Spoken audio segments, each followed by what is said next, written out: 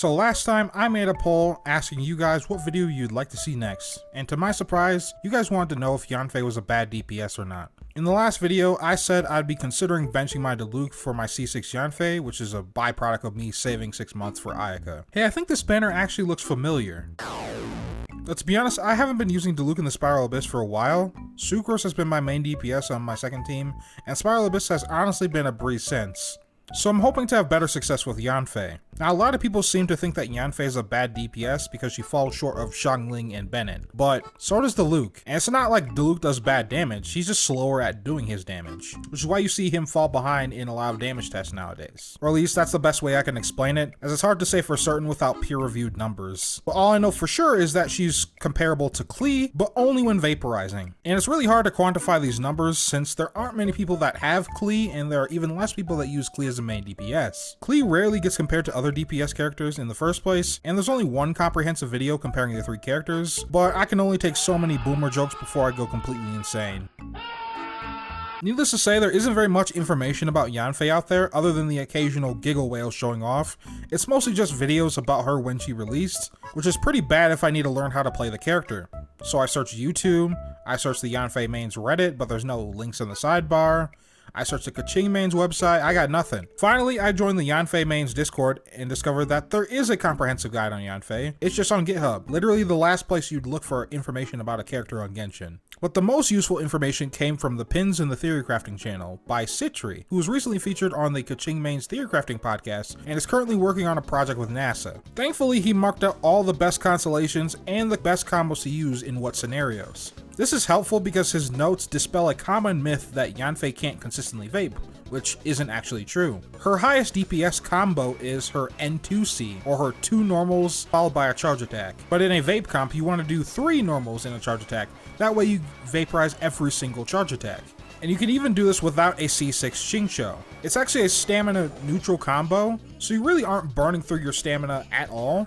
Now, as far as constellations go, her best constellation is her C1, which reduces her charge attack stamina cost even further, and this stacks with Yanfei's innate stamina cost reduction per seal, making her N3C a stamina positive combo, meaning you gain more than you lose. After that, her C5 and C6 are the only other constellations worth going for, as C5 is technically a straight damage increase, since her burst increased charge attack damage, and the damage bonus scales with talent level. Her C6, while it looks like a damage increase, but in reality, it reduces stamina usage. This is because the stamina cost reduction from her C1 and her normal attack talent stack additively, which means using a 4 seal charge attack costs a whopping 0 stamina, which is great, but you're only going to be using 4 seal charge attacks after casting your burst, elemental skill, or after a dodge. So I guess this video is mainly to quell the curiosity that's been happening in my Discord server ever since I was thinking about benching my Diluc for my Yanfei, but my Yanfei is only level 40 right now, so let's fix that. Well, I'm out of Mystic Enhancement Ore. You guys know what that means.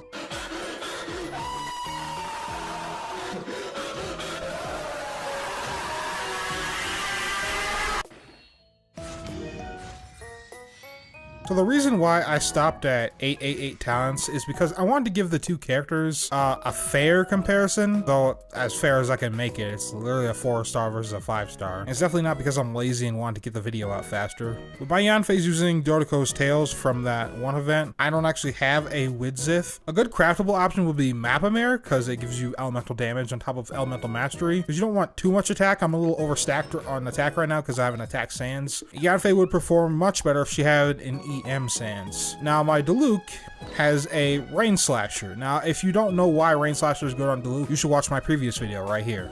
But with Diluc here, since the main stat of Rain Slasher is Elemental Mastery, I don't have to worry about overstacking on attack. Now to give both of the characters like their best foot forward as terms as builds go, we're going to use a handy dandy tool called the Genshin Optimizer. Now the Genshin Optimizer, what it does is let me screenshot my artifacts into this tool and tells me what is my mathematical best build for certain characters, depending on the artifacts that I have. Now I have a link to a proper tutorial in the description and the card above.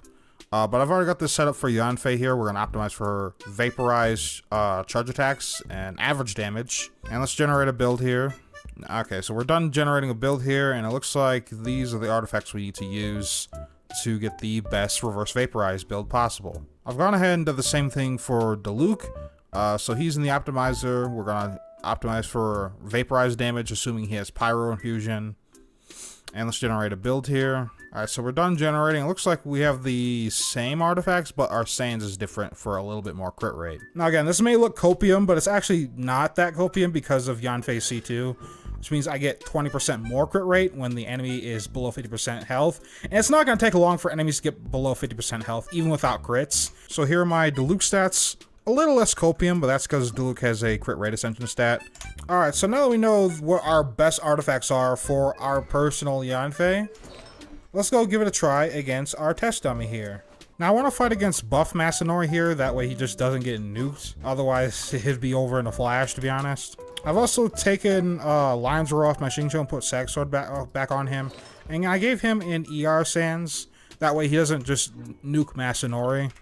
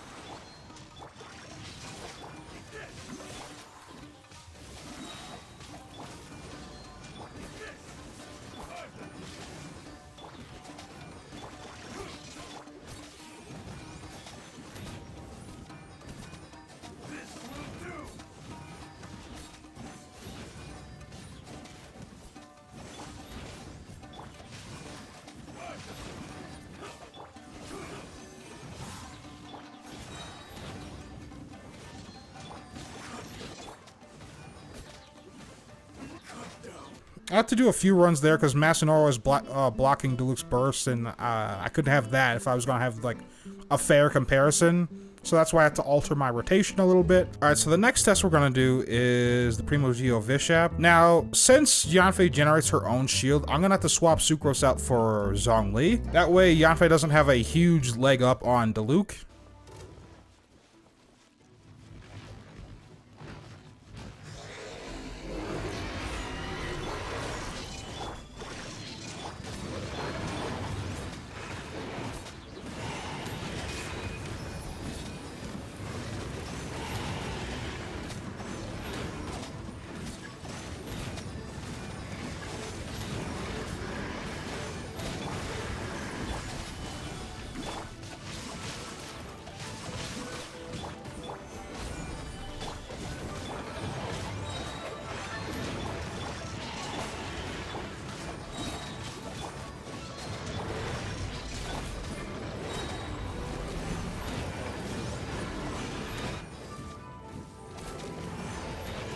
So both characters did pretty well against Primo Geovishap.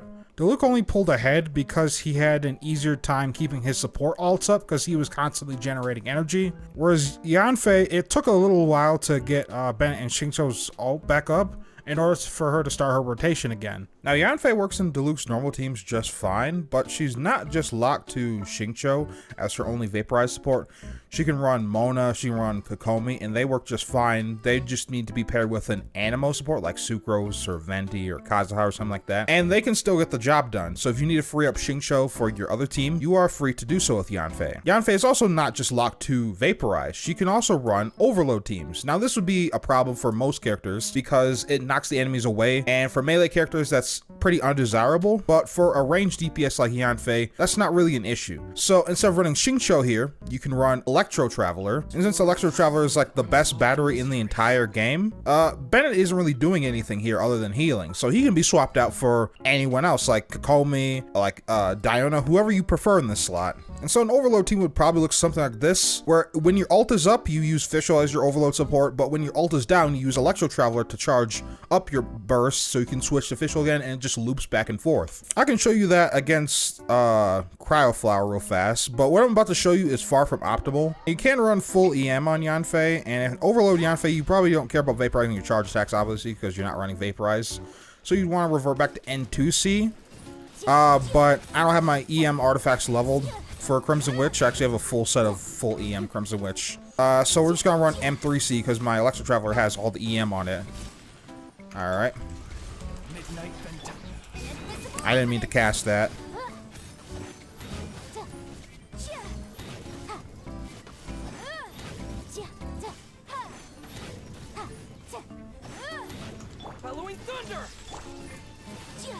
I almost didn't kill him there. So yeah, it kind of works something like that. Again, just what I showed you wasn't exactly optimal. So to answer the question of this video, is Yanfei a bad DPS? No, not even close. The fact that she's already comparable to 5 stars should tell you everything you need to know. And just because she uses stamina to deal most of her damage doesn't mean she's stamina hungry, especially compared to someone like Klee, Hu Tao, or even Xinyan. And if you want to know who's better between Diluc and Yanfei, from personal experience, I'd say they're about the same, but it all depends on what kind of player you are and what you have on your account. If you're free to play, Yanfei is better. Not only is Mappa Mare really good on her, but there's also Dodoko's Tails if you were here for it, and you have access to the most broken 4-star weapon, the Widzith, that makes the 5-star options look meh in comparison. Meanwhile, Prototype Archaic is a hunk of junk that's only used because the stats are usable. Nothing about the passive is good for Diluc, with the best gotcha option being Range Slasher. However, if you're a spender or you have one of the 5-star Claymores on your account, then Diluc is better. Spending even $10 on the Battle Pass to get yourself a Serpent Spine is insane on Diluc. The 5-star Claymores are a lot better than the 5-star Catalysts,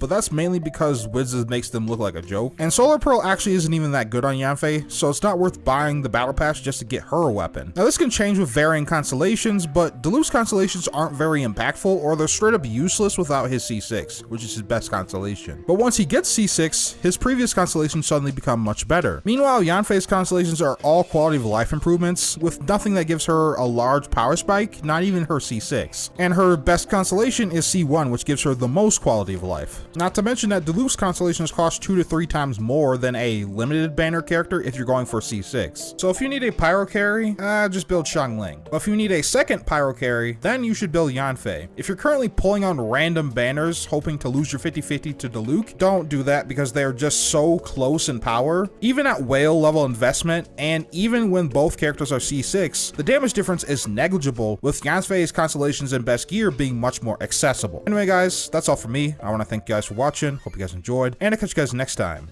Peace.